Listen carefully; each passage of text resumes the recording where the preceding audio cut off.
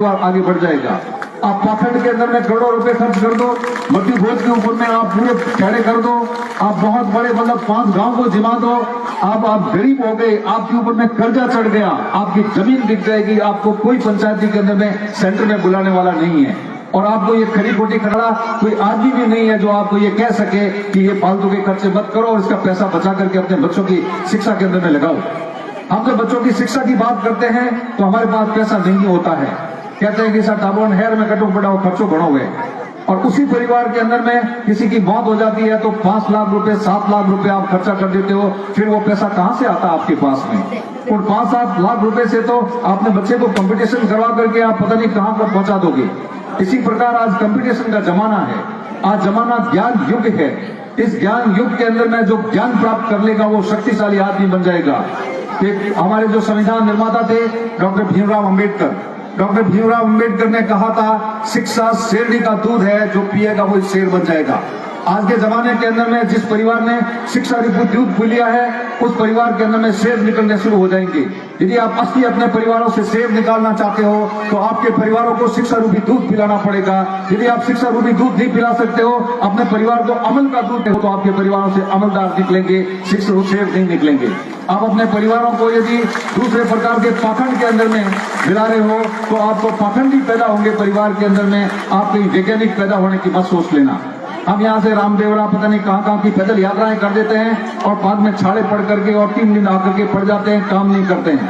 मैं कहता हूँ कि अपने बच्चों को IIT की विजिट कराओ, अपने बच्चों को Indian institute of medical sciences के अंदर में विजिट कराओ, अपने बच्चों को इंडियन इंस्टीट्यूट ऑफ साइंसेज के अंदर में विजिट कराओ, बच्चों को बेंगलोर भेजो एजुकेशन टूर के ऊपर में, तो दुनिया देखेंगे, उनको पता लग जाएगा कि साइंस के कैसे कैसे इंस्टीट्यूशन है, एग्रीकल्चर विश्वविद्यालय क्या होता है, IIT क्या होती है, एम्स क्या होता है, इंडियन इंस्टीट्यूट ऑफ साइंस क्या होता है, Indian institute of medical sciences क्या क्या होता है, भाभा एटॉमिक रिसर्च क्या है, इसरो क्या है।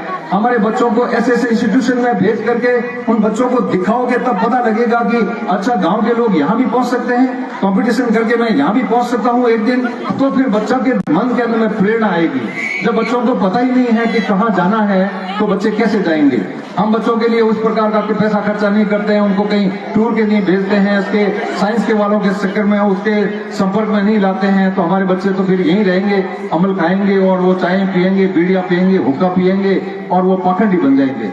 यदि आपको आज का जमाना के अंदर में जो आदमी संभला नहीं है, जो आदमी ये नहीं सोचा है कि शिक्षा वो कहीं करना ऐसा पढ़ाई तो कहीं कौन, मैं तो भाटा नौकरने बाड़ेर में मेल देवा साथ में खाणो घनी है, साथ में तो केरू में खाणों में मेल देवा, तो फिर भाई फिर तो ठीक है, फिर यहाँ आने की आपको आवश्यकता नहीं है। फिर यहाँ बच्चों को भेज करने की आप फिर तो आप खानों के अंदर में भेजो, 5वीं पढ़ा दो और खानों के अंदर में भेज दो, यहाँ बिठाने की आवश्यकता नहीं है। यदि आप चाहते हो कि वास्तव में आपका विकास हो तो शिक्षा रूपी जो बाण है उसको अच्छी तरह से आपको मजबूती से पकड़ना पड़ेगा।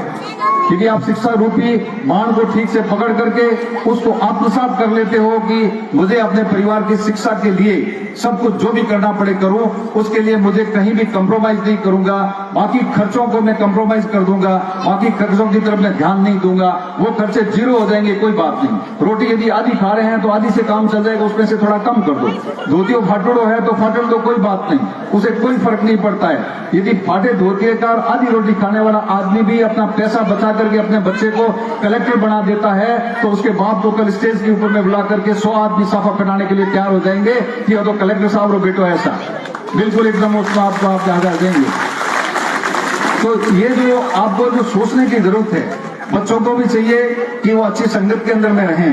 गांव के अंदर में मैं भी यहाँ पढ़ता था, जिन बच्चों की अच्छी संगत थी वो बाहर चले गए पढ़ने के लिए, उनका जीवन अच्छा हो गया, उनको आप प्रेरणा स्रोत के तौर पे मानते हो। आप जिन बच्चों की संगत अच्छी नहीं थी, जो गुरुजनों का कहना नहीं मानते थे, उनके अंदर में पोलाइटनेस नहीं थी, विनम्रता नहीं थी, वो बच्चे कहीं भी नहीं पहुंच पाए।